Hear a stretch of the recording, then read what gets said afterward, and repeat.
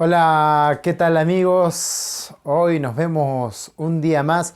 Soy Alexander Armasta Rivera, estoy muy contento de trabajar contigo, tú lo sabes. Y nada, vamos a empezar esta clase de literatura para todos mis amigos. Y el día de hoy vamos a tocar un tema muy importante.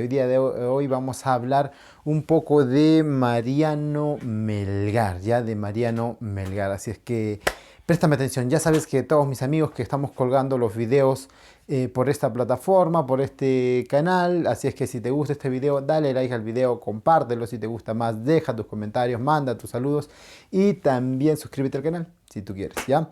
Bien, empezaremos. Hoy vamos a trabajar, queridos amigos, a Mariano Melgar. Y déjame de hacerte una introducción, ya si ustedes, mis amigos de Arequipa, Mariano Melgar para los arequipeños es todo, ¿no? Ya te lo dije, Mariano Melgar para los arequipeños es todo, es todo.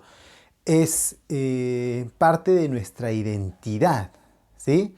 A todos los que hemos nacido aquí en Arequipa o en las campiñas de Arequipa, como es mi caso, Mariano Melgar es todo, ¿sí? Mariano Melgar es todo.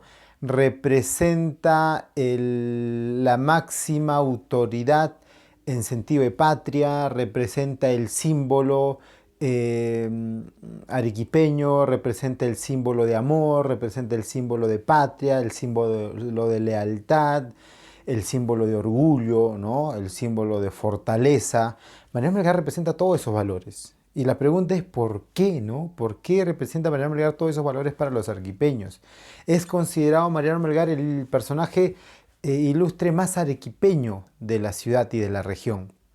¿Sí? O sea, es un tipo que, aunque vivió poco, muy poco, digamos, muy poco, está considerado como el personaje más ilustre de Arequipa. Y yo sé de muchos personajes arequipeños que han vivido muchos años, muchos más, han doblegado, triplicado la edad de Mariano Melgar, cuadruplicado la edad de Mariano Melgar, han hecho cosas importantísimas, no solo para Arequipa, sino para el Perú.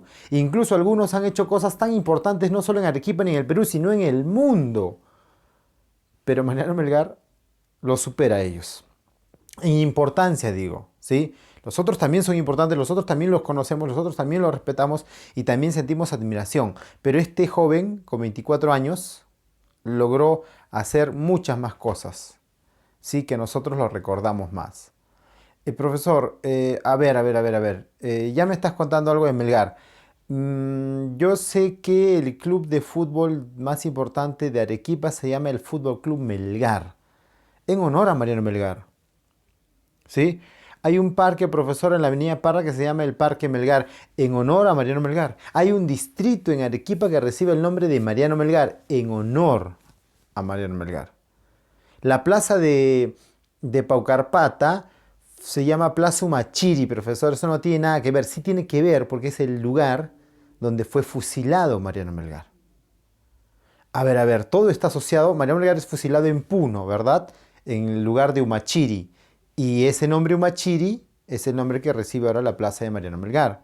Profesor, en Puno lo fusilan a Melgar, sí, en Umachiri. Y ahora ese lugar recibe el nombre de la provincia de Melgar. El Congreso de la República sacó una moneda conmemorativa a Mariano Melgar. El puente más grande del Perú.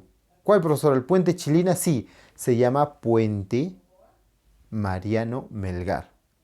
Profesor, hay cantidad de colegios, calles, avenidas que se llaman Mariano Melgar, ¿sí? Porque para nosotros es el personaje más importante que ha dado esta ciudad, del estadio Melgar. ¿Ya? Entonces, empecemos a conocer un poco acerca de este señor llamado Mariano Melgar y te invito para que me acompañes. Así es que agarramos los dos plumones de siempre y empezamos. Profesorcito, Mariano Melgar. Vamos a conocerlos un poco más ya acerca de su biografía. En realidad, querido amigo, su nombre completo fue Mariano Lorenzo Melgar Valdivieso. ¿Cómo, profesor? Mariano Lorenzo Melgar Valdivieso. ¿Por qué se llama Mariano Lorenzo? Bueno, es bastante común en aquellos años en el Perú y en algunas partes de Latinoamérica colocar los nombres según el día del nacimiento, ¿no? Si tú nacías un 13 de octubre, miramos calendario y miramos qué santo nació el 13 de octubre y probablemente era el santo de San Benito, ¿no? Entonces tú te llamabas Benito. Si eras chica, Benita, pues te aguantabas, ¿no? Entonces, más o menos así era la idea de cómo se colocaban los nombres antes, ¿verdad? Incluso en algunas zonas del Perú sigue manteniendo esa costumbre. Entonces, muy probablemente no lo sabemos, pero haya podido ser por eso, ¿verdad? Fue hijo de doña Andrea Valdivieso y Gallegos y de don Juan de Dios Melgar y Sanabria. ¿Hijo de quién, profesor? De su mamacita linda, doña Andrea Valdivieso y Gallegos, y de su papacito lindo, don Juan de Dios Melgar y Sanabria. Ahora, este señor Juan de Dios Melgar y Sanabria era un crack, ¿no? Tuvo alrededor de 19 hijos. Mariano Melgar es producto de su segundo matrimonio. Quiere decir que Juan de Dios Melgar y Sanabria, antes de doña Andrea, tuvo otra esposa más con la que tuvo más hijos, ¿no? En un total de 19 hijos se le pudo contar al señor, una cosa espectacular, ¿no? Y Mariano Melgar es hijo del segundo matrimonio. Profesor, nace en agosto de 1790. Yo quiero que te quedes con esto. En agosto de 1790. A ver, profesorcito lindo, 1790. Yo que sepa, la independencia del Perú llega en 1821, ¿verdad? Sí, 1821. Y él nació en 1790. Quiere decir que estamos hablando de alrededor de 30, 31 años antes, ¿verdad? Entonces quiere decir que este señor, el lugar correcto que podemos decir donde nace es el Virreinato del Perú. Él nace en el Virreinato del Perú, ¿sí? Cuando el Perú, bueno, cuando estas tierras todavía pertenecían al Gran Imperio Español o al Reino Español, ¿sí? Entonces, técnicamente diríamos que no nació todavía en la República del Perú, pero nació en el Virreinato del Perú en los últimos años, ¿verdad? Porque en 30 años el Perú ya va a ser independiente y va a ser república. Y recuerda, como todo en la vida, y me canso de decirte, todo en la vida, queridos amigos, todo en la vida, queridos amigos, es parte de un proceso. Todo es parte de un proceso, ¿sí? Y así tiene que ser. Es decir, la independencia del Perú es en 1821, pero ahí no empieza ni ahí tampoco acaba, sino empezó más antes y acabará luego, ¿verdad? Porque la independencia del Perú no se da en 1821, el 28 de julio, sino es un proceso largo donde patriotas peruanos empezaron a levantar su voz, pero no empezó ahí, sino empezó 10, 20, 30, 40 años. Empezaron a hablar de independencia, madurar las ideas, enfrentar unas batallas perdidas, las otras las ganan, consolidar un ejército. 1821, la proclama de la independencia. Pero ahí se acaba todo, no, porque los que perdieron, en este caso los españoles, siguen manteniendo tropas en el Perú y entonces hay que expulsarlos, ¿no? Y hasta 1824, donde se da la real independencia del Perú con la batalla de Ayacucho y Junín y Simón Bolívar, ¿verdad? Entonces, ¿te das cuenta? Son procesos que tienen que existir, no es tan estático. Entonces, yo quiero que te des cuenta que Mariano Melgar nace en 1790, pero nace en los últimos 30 años del virreinato. ¿Qué quiere decir esto? Que está viviendo en una sociedad convulsionada, que está viviendo en una sociedad que está pensando en independencia. Y así como hay unos que empiezan independencia, hay otros que no quieren independencia. Así como hay unos que quieren derrocar al rey y formar una república, hay otros que no quieren derrocar al rey y quieren seguir siendo parte de la monarquía española. Entonces, ahí hay conflicto de ideas, conflicto de pensamientos y naturalmente conflicto en armas, que va a llegar a la postre a la independencia del Perú. Entonces, y quiero que te des cuenta que ese es el contexto en el que nace Mariano Lorenzo Melgar Valdivieso. Profesorcito lindo, ¿por qué me has puesto acá 8 de 10? Porque probablemente nació el 8 de agosto o probablemente nació el 10 de agosto. Como no sabes o no se sabe, pues te voy a decir algo, no se sabe. No se sabe.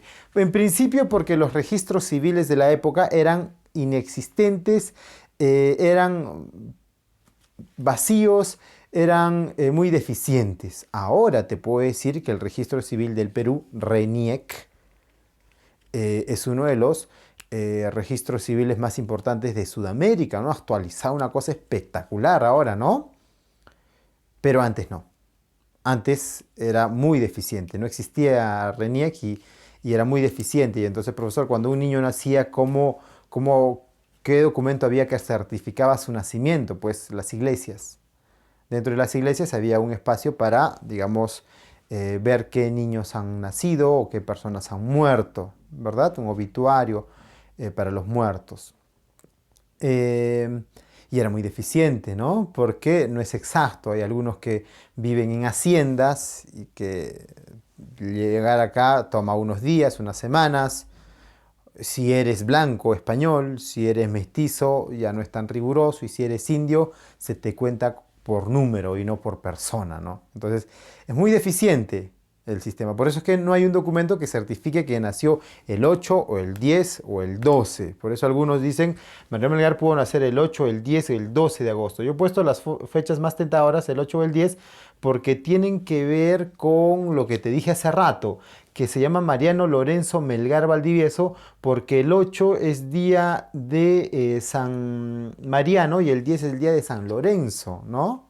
Entonces, son días de santos. ¿Te acuerdas que te dije que colocaban el nombre según los santos? Entonces, pudo ser, ¿verdad? Pudo ser. Algunos se inclinan más por el 8, otros se inclinan más por el 10. Incluso algunos terceros dicen que fue el 12 de agosto, pero esto casi es improbable, porque de lo que sí existe un documento es del 12 de agosto. Profesor, ¿qué pasó el 12 de agosto? Bueno, que el 12 de agosto fue bautizado en la catedral.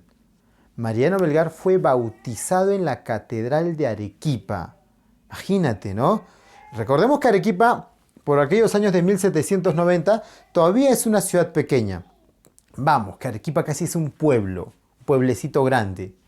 Arequipa ha crecido enormemente a partir de los 50, 60, 70, 80, 90 con las migraciones que hubo en el Perú. Así de la gente de la sierra, de los Andes, se va a las ciudades grandes, ¿sí? En este caso Arequipa. Arequipa ha sido casi siempre pequeña, muy bonita, muy atractiva, pero siempre pequeña. En 1790 era más pequeña aún, ¿sí? Más pequeña aún. Para los que son de Arequipa, y más o menos entienden, Arequipa acababa en la avenida Goyeneche, por ejemplo, ¿sí? Por el lado del sur acababa en la avenida Salaberry, por el lado del río acababa en el río, y por el lado de acá arriba acababa en aproximadamente la calle Santa Teresa, o sea, lo que es ahora la calle Melgar, ¿sí? El Cultural, más o menos por ahí acababa. Ahí acababa. O sea, te das cuenta que Arequipa era cuatro cuadritas a la redonda, ¿no? Para todo lado, cuatro cuadritas, y se acabó Arequipa. Sí, era muy pequeña, era muy colonial. Era muy histórica también la ciudad de Arequipa, pequeña, pero sí tenía pueblos alrededores como Tingo, como Socabaya, como Characato, como Zamácola, como Carmen Alto, como Acequia Alta, tenía pueblitos. Yo a veces me imagino, digo, lo hermoso que pudo ser Arequipa por aquellos años, ¿no? Salir a lomo de bestia, a lomo de burro, en carreta, a caballo, hacia Tingo, que son otros pueblitos, hacia Tingo Grande, hacia Socabaya, hacia Sachaca, a los pueblos tradicionales, ¿no? Esos pueblitos, lo bonito de Arequipa, si no eres de Arequipa, lo bonito de Arequipa es que Arequipa tiene pueblitos alrededor que tienen sus centros coloniales, pequeñísimos, ¿no? Pequeñísimos, que a veces son de 1 cuadra, 2 cuadras, pero son lindos. Si no eres de Arequipa, te recomiendo que vengas a verlo, ¿ya? Entonces, esto fue bautizado el 12 de agosto de 1790. Entonces uno saca cuenta y dice, bueno, casi nadie trae a su hijo a bautizarlo recién nacido, ¿verdad? Entonces muy probablemente lo llevaron a bautizar días después, quizá 2 o quizá 4 días, ¿ya? Esto teniendo en cuenta los días de San Lorenzo y San Mariano. Yo no voy a ser atrevido y decirte fue el 10 o fue el 8 porque no hay documento que lo corrobore. Luego, lo que sí es cierto es que nació en agosto y Mariano Melgar no puede ser más arequipeño de nacer en agosto y nacer además a pocos días del aniversario de Arequipa, que fue el 15 de agosto, ¿no? Él nace el 10, el 12, o sea, más arequipeño que Mariano Melgar no puede haber, ¿no? Incluso las fiestas del 15 de agosto están dedicadas a la Asunción de la Virgen María, ¿verdad? 15 de agosto, Asunción de la Virgen María. Recuerda que Arequipa se fundó con el nombre de Nuestra Señora del Valle de la Asunción de Arequipa, ¿sí? Entonces es un nombre real. Entonces, Asunción porque es la Asunción de la Virgen María. Entonces, todos los que nacen por esos días de la Asunción de la Virgen María se llamarán María si son chicas o se llamarán Marianos si son chicos. ¿Sí? Son las fiestas marianas. Mariano, María, Marianos, Marianistas. ¿Estamos? Entonces, eso ocurrió. Eso ocurrió, ¿ya? Eso con el nacimiento de Mariano Lorenzo Melgar Valdivieso. Profesorcito, me has dicho que Arequipa era muy pequeña. Sí, era muy pequeña, ¿no? Imagínate, aquí he hecho yo una suerte de croquis y quiero que identifiques, mira. A los que conocen Arequipa y a los que no, un poquito les ubico, ¿ya? Esta es la calle Santa Teresa. Profesorcito, yo no sé la calle Santa Teresa, claro, es que esa calle ya no existe. ¿Cómo que no existe? Ahora se llama la calle Melgar. Ah, ¿por donde queda el cultural, profesor? Sí, por donde queda el cultural. ¿Y por qué ahora se llama calle Melgar? Porque en esa calle nació Mariano Melgar, en la calle Santa Teresa. ¿Sí? Más aquí está, más o menos por aquí debe estar el cultural, ¿verdad? El cultural. Y más abajo está la iglesia de San Francisco, ¿verdad? Aquí está el parque de San Francisco, donde, bueno, ahora por cuarentena está cerrado, pero ahí está el parque de San Francisco. Más aquí abajo está la iglesia de Santa Catalina, que tiene el convento de Santa Catalina. Mira, me olvidé. Ya está. Profesor, ¿por qué has dibujado esto de rojito? Porque fácil. Mariano Melgar nació aquí, en la calle Santa Teresa. Y hace rato te dije que la calle Santa Teresa, ahora calle Melgar, era el límite de Arequipa. Quiere decir que aquí acababa Arequipa. Aquí culminaba Arequipa. Y de aquí quedaba la salida para la sierra. ¿A qué te refieres, profesor? Aquí quedaba la salida para Cusco, o la salida para Puno, o la salida para irse a la sierra, luego de dirigirse hacia el Alto Perú, Bolivia, etc. Bueno, uno podía irse por cualquier lado, ¿no? Pero claro, era la última calle por donde uno se despedía. Ah, profesor, Mariano Melgar vivía ahí, sí. Y por eso es que tuvo muchos contactos con personas que van a la sierra o que vienen de la sierra, porque es la salida y entrada hacia la sierra. Profesor, ¿de quiénes hablas? De los indígenas, de los indios, de las personas que hablan quechua por aquellos años, de las personas que fueron muy maltratadas desde que llegaron los españoles, a las personas a las que les quitaron las tierras, les quitaron sus animales, lo volvieron casi esclavos de esas personas. ¿Sí? Entonces Mariano Melgar tiene mucho contacto con ellos. Incluso algunos consideran que la casa de Mariano Melgar fue una suerte de casa de reposo para los viajeros. Viste que un viajero llega o se va y necesita un lugar donde dormir. Ahí se quedaba. Y Mariano Melgar desde muy joven, desde muy niño, tuvo contacto con los indios. Tuvo contacto con los indios. Y al escuchar a los indios, al escucharlos cantar, eso va a ser muy importante para su obra luego, al escucharlos cantar, al escucharles sus historias, él va a tomarlas como suyas. Hermano indio, a ti te duele que te exploten, que te humillen. Entonces yo tomo tu plegaria la tomo como mía. Hermano indio, tú has sido muy humillado, yo me siento. Por eso es que hay muchos que se confunden y que indican que Mariano Melgar pudo ser mestizo. Mestizo quiere decir que era mitad blanco y mitad indio. Y bueno, eso sonaba más romántico, ¿no? Decir que un mestizo como Mariano Melgar pudo luchar por la independencia del Perú, por su patria, por su país. Además que el Perú es un país mestizo, ¿no? Pero después se cayó en cuenta de que Mariano Melgar no era mestizo, sino era, digamos, criollo. ¿Estamos? O sea, era hijo de españoles blancos. Sus padres no eran españoles, eran arequipeños, pero claro, estaban dentro de esa República de Blancos. Recuerda que en el virreinato había República de Blancos y República de Indios, ¿no? Y entonces ellos pertenecían a la República de Blancos. Blancos pobres, hay que decirlo.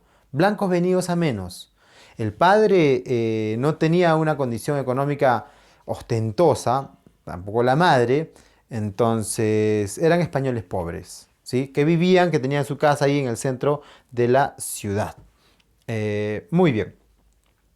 Entonces, el vivir en la calle Santa Teresa de entrada y salida a Arequipa, hacia la sierra, le permitió tener contacto con los indios. Profesor, esa calle Santa Teresa ahora se llama la calle Melgar. Profesorcito, cuando tú das la vuelta por la calle Santa Teresa, te vas a encontrar por aquí con el Colegio Micaela Bastidas, que no existía por aquellos años, y por aquí te vas a encontrar con el Poder Judicial. No sé si tú te acuerdas más o menos el Palacio de Justicia, la calle Santa Marta, o lo que algunos dicen el Parque España o Plaza España. Viste que hay un edificio grandazo, ya es el Poder Judicial. Al ladito, viste que hay una iglesia, es la iglesia de Santa Marta. Era una iglesia de indios, era una iglesia de indios, ¿sí? Profesor, o sea, en esta iglesia de indios iban a misa los indios, iban a misa o a bautizarse los indios o los mestizos. Profesor, ¿y los blancos dónde iban? Los blancos iban a la catedral de Arequipa. Por eso es que Mariano Melgar se bautizó en la catedral de Arequipa, ¿sí? Acá la vueltita quedaba, mira, él vive aquí, y acá la vueltita quedaba la iglesia de Santa Marta, pero ya te dije por qué no iba él ahí, ¿no? Y profesor, bajando unas cuadritas estaba la iglesia de Santa Teresa, muy cerca, ni media cuadrita tiene la iglesia de Santa Teresa. Y bajaba 2 cuadritas, profesor, y tiene la iglesia de San Francisco. Y si te caminas un poquito más para acá 2 cuadritas, tienes la catedral de Arequipa. Enorme. Y si caminas solo una cuadrita más, tienes la iglesia de San Agustín. Y si caminas una cuadrita hacia el frente, tienes la iglesia de la Compañía de Jesús. Y si caminas una cuadrita, 2 cuadritos hacia arriba, tienes la iglesia de Santo Domingo. Y si te venías un cuadrito más acá, tienes la iglesia de San Camilo, que ya no existe, que ahora es el mercado San Camilo, pero en ese lugar había una iglesia, la iglesia de San Camilo. Y si estabas en la iglesia de San Agustín y caminabas 2 cuadritos más ahí, te encontrabas con el monasterio de Santa Catalina, con la parroquia de Santa Catalina. Y si cruzabas un poquito más casi donde está el Parque Selvalegre ahora, que no existía, te encuentras con la iglesia de de San Lázaro. Profesor, San Lázaro, 1, 2, 3, 4, 5, 6, 7 San Camilo, 8 San Francisco, 9, 10. ¿Cuántas iglesias en una ciudad tan pequeña? Te dije que Arequipa era casi un pueblo grande, ¿no? Era chiquito. Y profesor, ¿cuántas iglesias en tan poco espacio? ¿Eso te indica algo, profesor? Sí, que Arequipa fue uno de los lugares, o es uno de los lugares más católicos del Perú, rozando con Ayacucho, rozando con Cajamarca, con Cusco, con Lima, ¿verdad? Son núcleos. Los españoles dicen los historiadores que eran muy devotos, muy católicos, mataban, asesinaban, violaban a los indios, pero con la otra mano tenían la cruz y con la otra mano tenían la espada. Entonces mataban y después rezaban. Entonces eran extremadamente católicos los españoles. ¿Sí? Extremadamente católicos los españoles. Entonces, esa herencia del catolicismo, esa herencia de la conservaduría, la heredaron a Arequipa. Prueba de ello están sus iglesias. Y entonces, es normal que los padres de Mariano Melgar hayan sido muy devotos y muy católicos. No estoy hablando mal de la religión católica, no me confundas. Lo que estoy tratando de decir es que es una sociedad muy devota, muy católica. ¿Sí? Muy católica. Los padres de Melgar son católicos. Incluso Mariano Melgar va a mostrar una devoción católica porque es influenciado por todo esto que te cuento. Mariano Melgar tenía profundos pensamientos católicos, ¿sí? Incluso va a estar ligado mucho tiempo de su vida a la iglesia, al clérigo, a las órdenes sacerdotales. Mariano Melgar va a estar mucho tiempo ligado a la iglesia, por convicción propia. ¿Sí? Entonces, esto es importante analizar en la vida de Mariano Lorenzo Melgar Valdivieso, y más o menos te he mostrado cómo es Arequipa de aquellos años. Profesorcito, contexto. ¿Qué es el contexto? Siempre te dije que el contexto es todo lo que ocurre alrededor mientras está sucediendo algo, ¿no? ¿Qué está sucediendo? El nacimiento de Mariano Melgar, y está sucediendo los primeros años de vida de Mariano Melgar. Y profesor, ¿cuál es el contexto? De Mariano Melgar, del Perú y del mundo. ¿Por qué, profesor, del mundo? Porque Mariano Melgar no escapa a eso. ¿Por qué no escapa? Porque Mariano Melgar se va a involucrar, como tú sabes, en un proceso de independencia. Mariano Melgar es recordado por luchar por la independencia del Perú. ¿A que sí? Sí. Mariano Melgar dio su vida para que hoy seamos libres. Estamos a pocos meses. Si tú ves este video ahora, estamos en marzo, abril, mayo, junio, julio, y vamos a cumplir 200 años de independencia. Es una cosa histórica para nuestro país. 200 años de independencia, no se viven todos los días. 200 años de independencia. Uno de esos señores que logró, uno de esos señores que dio su vida para que nosotros podamos ser libres, aún con todas las falencias, es cierto, pero uno de esos señores fue Mariano Melgar. Entonces, es importante conocer y recordar la obra de Melgar. Profesor, ¿cuál es el contexto? La independencia de las 13 colonias.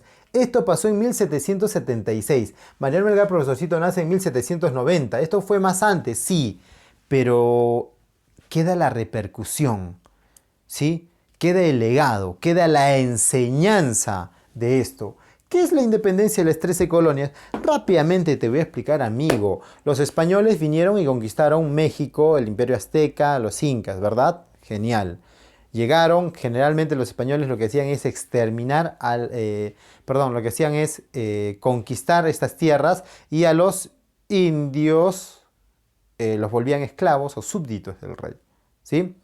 Profesor, pero de la zona norte, de México hacia arriba, las zonas que comprende ahora Estados Unidos, fueron zonas que los españoles no se interesaron mucho. Hernán Cortés llegó hasta el río Colorado, me parece, Río Bravo, y después quedó ahí nomás, ¿no? Se murió de fiebre, en fin. Los españoles se preocuparon más por México hacia abajo, hacia el Perú. Y la zona de arriba no le tuvieron mucha importancia. Los que sí tuvieron mucha importancia por eso, años después, fueron los ingleses, los de la isla, los de Inglaterra, los del Imperio Británico. Y se apostaron ahí. Pero a diferencia de los españoles, los ingleses no querían mezclarse con nadie. Los españoles venían y se mezclaban con las indias y con los indios, con los negros, y aparecían mestizos, mulatos, y luego se creaba un nuevo grupo social.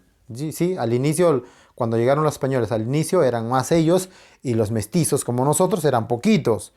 A lo largo de los años los mestizos volvieron creciéndose un grupo grande. Actualmente los mestizos creo que somos la mayor cantidad de gente en el Perú. Por eso no hay nadie puro, mestizo es mezclado, ¿no? Sin embargo, los gringos en Norteamérica, los gringos en Estados Unidos, a ver, aquí lo voy a dibujar rápidamente. Esto es Sudamérica y esto es Norteamérica, ¿ya? Y aquí llegaron los ingleses y aquí llegaron los españoles. Sin embargo, los ingleses, cuando llegaron a esta parte de Norteamérica, no se juntaron con los indios o con los nativos de esa parte, que generalmente son tribus apaches, pieles rojas, cherokee, navajos, ¿no? Los actuales indios norteamericanos que hacen, ya, ellos, y que el cine norteamericano los ha reflejado en las películas del oeste, ya, ellos. Los ingleses, cuando llegaron, los exterminaron, los mataron a todos, o bueno, querían desaparecerlos a todos. Y se apostaron en colonias, una colonia, 2 colonias, 13 colonias, ciudades, 14, que ellos llamaron colonias, ¿sí? 13 colonias. Esas colonias pertenecían a Inglaterra, porque estaban bajo el dominio español. Tributaban hacia Inglaterra. Reconocían las 13 colonias al rey de Inglaterra como su rey. Tributaban a ellos, no se sentían ajenos. Y los ingleses también los sentían como las 13 colonias, como parte de ellos. Nunca se sintieron como un país ajeno, siempre se sintieron como parte de Inglaterra, siempre. Solo que vivían más lejos, pero eran parte de Inglaterra. Se hacían llamar ingleses. No eran norteamericanos, no, ellos eran ingleses. ¿Ya? Profesor, ¿y qué pasó? Pasó lo que tiene que pasar. Había crisis en Inglaterra, los ingleses necesitaban más dinero y dijeron, aquellos nuestros amigos, para que te ubiques, Inglaterra está en el otro lado del continente, en Europa, y dijeron, es una isla Inglaterra, ¿verdad? Aquí está Europa, etcétera, ya. Los ingleses dijeron, oye, los norteamericanos o los que están viviendo en las 13 colonias o los ingleses de ultramar, les está yendo bien económicamente. Son empresarios, han hecho grandes ciudades, tienen dinero, ¿sí? Tienen dinero. Y los ingleses que estamos aquí luchando contra España, luchando contra Francia, contra Alemania, que siempre tienen sus guerras, estamos acá sin plata y ellos te dan de plata. Y también son ingleses. ¿Sabes qué? más impuestos. Pero los ingleses de la isla dijeron, más impuestos para nosotros, no, para ellos, porque a ellos les va bien, a nosotros no tanto. Y el rey dijo, sí, pues solo para ellos. Impuesto para ellos. ¿Cómo les ponemos impuestos? ¿Qué es lo que hacen los ingleses periódicamente? ¿Qué es lo que hacen los ingleses casi sacramentalmente? Los ingleses sacramentalmente toman té. Parece absurdo, ¿no? Los ingleses toman té. Toman té en la mañana, toman té en la tarde, ¿sí? Las tardes de té ingleses en las cortes palaciegas son espectaculares. Los ingleses toman té, desde el más rico hasta el más pobre. Toman té todos los días, durante toda su vida. Si yo soy un padre inglés, tengo mi esposa que toma té, yo tomo té, mis 3 hijos toman té, mi suegra toma té, mi suegro toma té. Toma té. Todos. Entonces, ¿qué dijeron los ingleses o el rey? Subámosle un centavito al té. No 2, no 3, no 4, sino un centavito de impuesto. Aparentemente es insignificante, pero cuando lo sumas por todos los millones de habitantes que tiene, por los miles de habitantes que tiene, y además que yo no tomo té una vez al año, yo tomo té todos los días, entonces sí es harto dinero. Y los ingleses de aquí, de este lado de América, dijeron no vamos a pagar. Y los otros dijeron sí tienen que pagar, no vamos a pagar, sí tienen que pagar. Cuando no nos ponemos de acuerdo, ¿qué hacemos? Pelea. Y formaron su ejército. Estos no tienen ejército, pues. Los de la 13 colonia no tienen ejército. Como pertenecen a Inglaterra, en todo caso su ejército es el ejército de Inglaterra. O sea, los que le están pidiendo que paguen los impuestos. No tienen ejército. Y es como que el pueblo, la ciudadanía dice, ¿qué hacemos? ¿Qué hacemos? Formamos nuestro ejército con trabajadores, incluso hay películas de esto, con trabajadores, con artesanos, con la gente común. Formamos nuestro ejército. Y una vez formado el ejército, se enfrentó con el ejército de Inglaterra. Plan, plin, plan, guerras por aquí, guerras por allá. El resultado, los de las 13 colonias habían triunfado. ¿Qué? Sí, habían triunfado. Hemos derrotado al ejército de Inglaterra, sí. A uno de los ejércitos más poderosos del mundo, sí. Y ahora, no, ahora ya no vamos a pagar el impuesto al té. No, pero ¿no te das cuenta de algo? ¿De qué? De que si hemos derrotado el ejército de Inglaterra, ya no hay nadie que nos oprima. Ya no hay nadie que nos cobre un impuesto futuro. ¿Qué estás hablando? Claro, si hemos derrotado al ejército de Inglaterra, podemos ser un nuevo país. Ya no tenemos nada que ver con Inglaterra. Claro. Y nacieron la independencia de las 13 colonias. Se reunieron las 13 y dijeron, ¿qué hacemos amigos? ¿Formamos 13 países? Connecticut, Virginia, el estado de Arkansas, ¿no? Los 13 nos juntamos en un solo país. Las 13 colonias o estos 13 estados nos juntamos en un solo país. Hay 13 estados en un solo país. ¿Y cómo le colocamos? A ver, si vamos... ¿Cómo le colocamos de nombre a nuestro nuevo país? Bueno, si son 13 estados y los estados nos vamos a unir, ¿qué te parece si se llama los Estados Unidos? Me gusta. Y nacieron los Estados Unidos de Norteamérica. Más originales en poner el nombre, una cosa espectacular, ¿no? Pero nacieron los Estados Unidos de Norteamérica. ¿Qué tiene que ver eso, profesor? Tiene que ver mucho, porque aquí abajo en Sudamérica, aquí abajo donde está el Virreinato del Perú, donde está el Virreinato de México, Virreinato del Perú, donde está el Virreinato del Río de la Plata, donde está la Comandancia General de Venezuela y la Capitanía de Chile, estos también estamos luchando por la independencia, ¿verdad? Sí. Y saber de que el vecino del norte sí pudo enfrentarse contra el rey de Inglaterra, nos hace pensar a nosotros que también podemos enfrentarnos contra el rey de España. Si ellos pudieron independizarse de Inglaterra, nosotros podemos independizarnos de España. Eso es lo que se empieza a hablar en las colonias. Y naturalmente Arequipa no escapa de eso. Y tenemos a un niño, Mariano Melgar, que empieza a escuchar eso. La independencia de las 13 colonias. Ellos sí pudieron hacerlo. Nosotros... La Revolución Francesa es otro episodio también de la historia que va a influir mucho aquí en América, ¿sí? ¿Qué es la Revolución Francesa? Es un proceso histórico, tú por historia lo sabes más, es un proceso histórico en el que Francia, se libera de los reyes, ¿verdad? Se libera de la monarquía. Más o menos esto pasó en 1789. Esto no es una clase de historia, te estoy diciendo simplemente resumido para que tú lo veas y lo observes y lo entiendas un poquito mejor.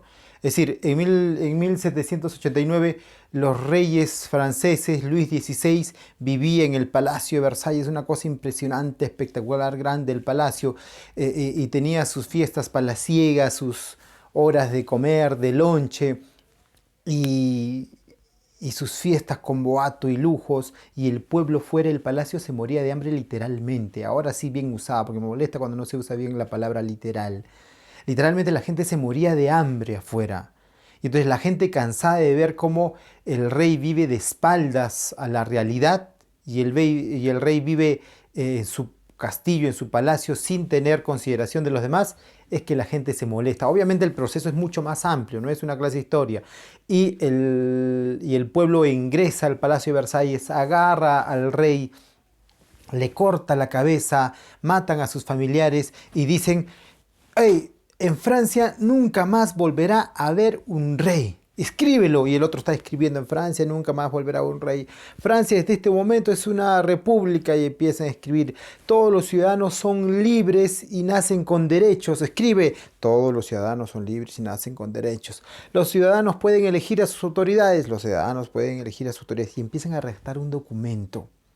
¿Sí? Empiezan a redactar un documento que es único en la historia, porque es la primera vez que a un documento o en un documento oficial un Estado o un país reconocía que sus ciudadanos tenían derechos y que eran iguales. Tenían derechos simplemente por el hecho de ser hombres. Desde su nacimiento, por ser hombre, por ser humano, ya tienes derechos. Profesor, pero eso es normal ahora. Sí, es normal ahora, pero en esos años era impensado. Uno nacía rico y moría rico, y su hijo iba a ser rico, y su nieto iba a ser rico, iba a tener muchas herencias. Y si tú nacías pobre, esclavo, ibas a ser pobre, tu hijo va a ser pobre, esclavo. Porque así estaba dado. Porque no tenían derechos. Porque no todos eran iguales. Por lo menos en un documento ahora los franceses dicen: todos son iguales. Todos son iguales. Y como todos son iguales, redactan un documento llamado Los Derechos del Ciudadano. Una cosa extraordinaria para la época. Ese documento se va a repartir por todo el mundo y naturalmente va a llegar al Perú. Y en el Perú, gente como Melgar, gente como otros emancipadores, van a leer este tipo de documentos y se van a enarbolar más.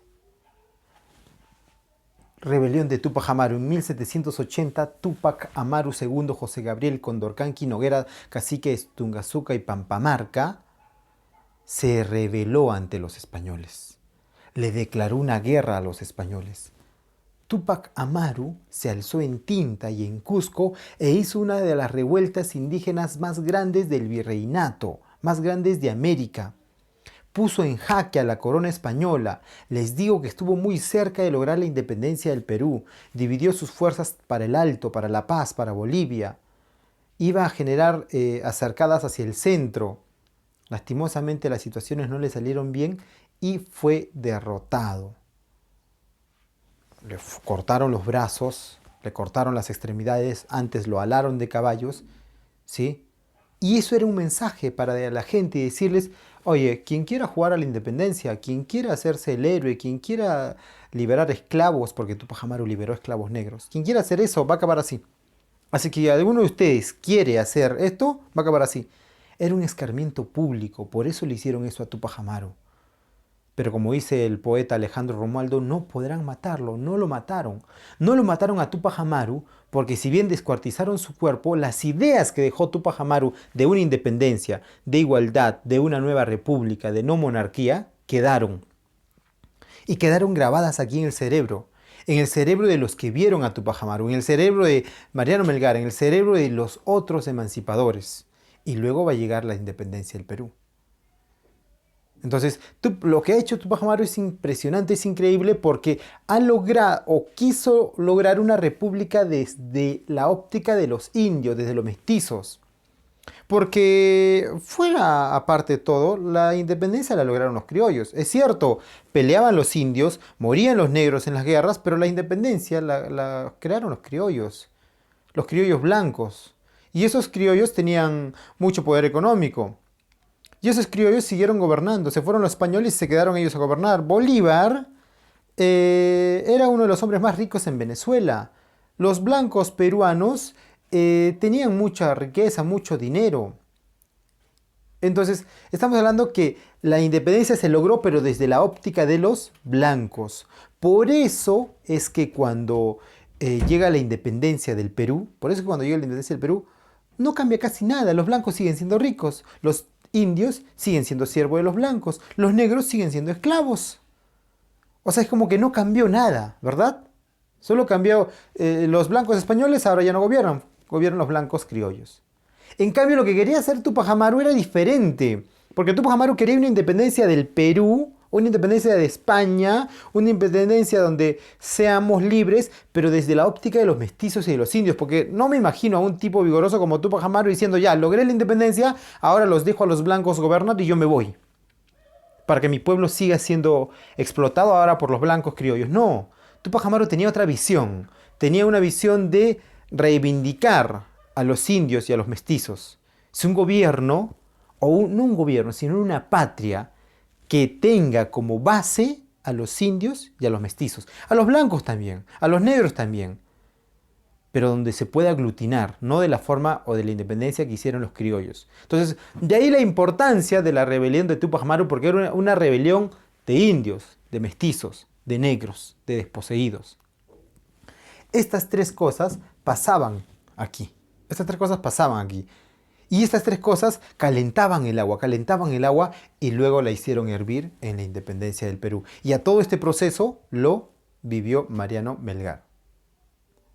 Por eso es que a mí me molesta mucho que digan que Mariano Melgar, porque alguna gente lo dice, se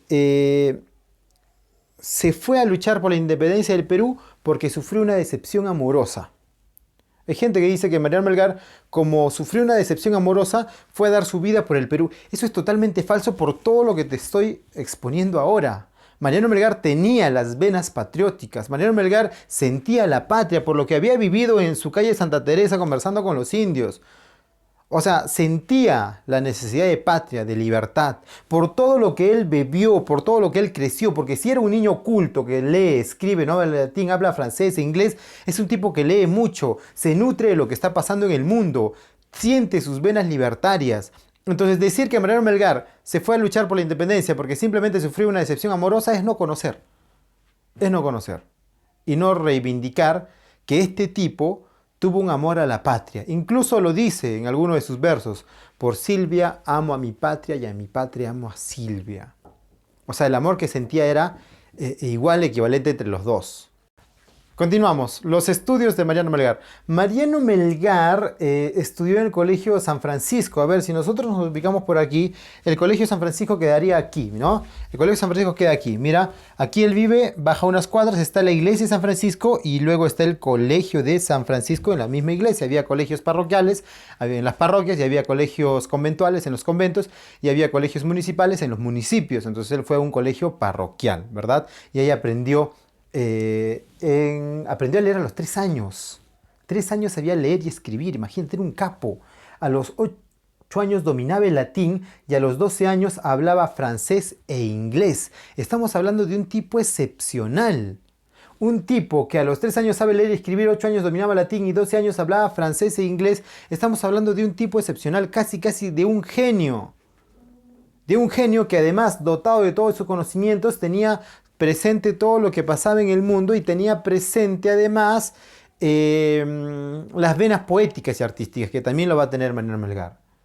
Una vez acabado el Colegio San Francisco, se va a entrar al Seminario Conciliar de San Jerónimo. Profesor, ¿qué es el Seminario Conciliar de San Jerónimo? Para que te hagas más o menos una idea, es una suerte de universidad.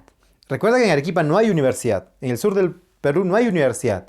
O sea, el único centro de educación superior, que se llama educación superior cuando acabas el colegio y tienes que estudiar en un instituto, en una universidad, ya eso es educación superior. El único centro de educación superior en el sur del Perú era el Seminario Conciliar de San Jerónimo.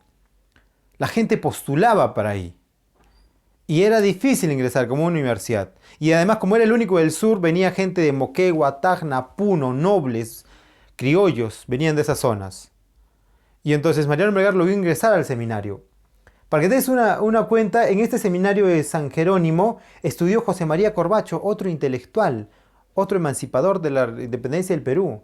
Vivió Mariano Eduardo Rivero Yustaris, intelectual, politólogo, que luego va a ser ministro de gobierno incluso. Mariano José de Arce, otro político arequipeño. Javier de Luna Pizarro, incluso Javier de Luna Pizarro va a ser considerado el primer presidente del Congreso Constituyente del Perú.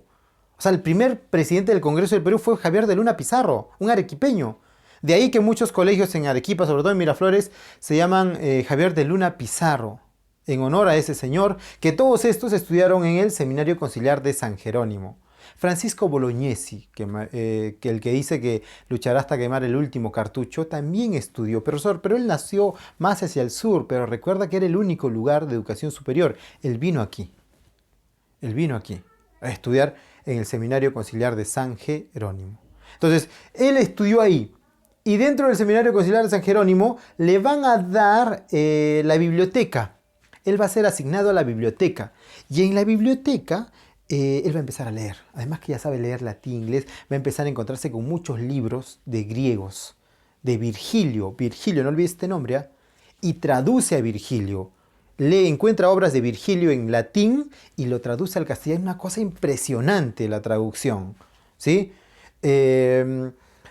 Luego de estar la biblioteca, le asignan interinamente el curso de gramática como profesor. Era tan capo el tío, era tan capo Mariano Melgar, que le dicen, oye, ¿sabes qué, Marianito? Deja de hacer eso y vente acá como profesor. Sabes mucho, eres muy intelectual. Y le dan el curso de gramática, latinidad, física, matemática, filosofía. Le dan esos cursos para que él enseñe. Incluso en 1810 recibe las órdenes menores de manos del propio Luis Gonzaga de la Encina y la Perla. ¿Quién es Luis Gonzaga de la Encina y la Perla? Obispo de Arequipa. Y el propio obispo de Arequipa le da las órdenes menores. Profesor, ¿qué son las órdenes menores? Son un conjunto de mandatos que tiene la iglesia dentro de la carrera religiosa.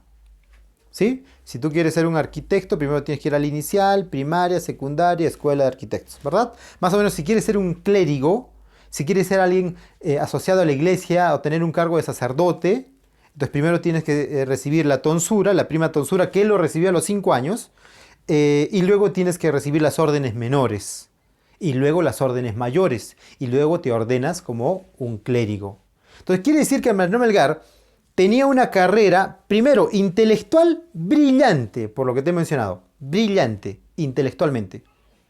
Segundo, que tenía una carrera sacerdotal, porque había recibido las órdenes menores de manos del propio obispo San Luis Gonzaga de la Encina y la Perla, para ser cura. O sea, estaba en ese proceso, estaba en ese camino. Brillante además.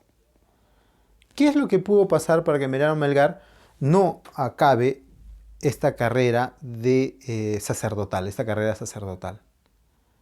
Hay cosas muy interesantes que le va a ocurrir a Mariano Melgar y que naturalmente no lo vamos a decir el día de hoy porque hemos llegado al final de esta clase, ¿sí? La primera parte de la biografía de Mariano Melgar Valdivieso. Mira la pizarrita, ahí está, la primera parte de esta biografía de Mariano Melgar. Te lo presento, Mariano Melgar Valdivieso, y lo coloco aquí. El personaje más importante de Arequipa, ¿sí? Entonces, profesorcito, ha sido la primera parte de Mariano Melgar. Si te gustó este video, dale like, compártelo y escribe en los comentarios qué tal te pareció. Suscríbete al canal y nos vemos luego con la segunda parte de Mariano Melgar. Si hay algún autor que quieres que trabajemos, si hay algún autor de literatura que quieres que trabajemos, escríbelo en los comentarios. He sido Alexander Armasta Rivera. Esperemos vernos pronto. Cuídense un montón, amigos, y chao.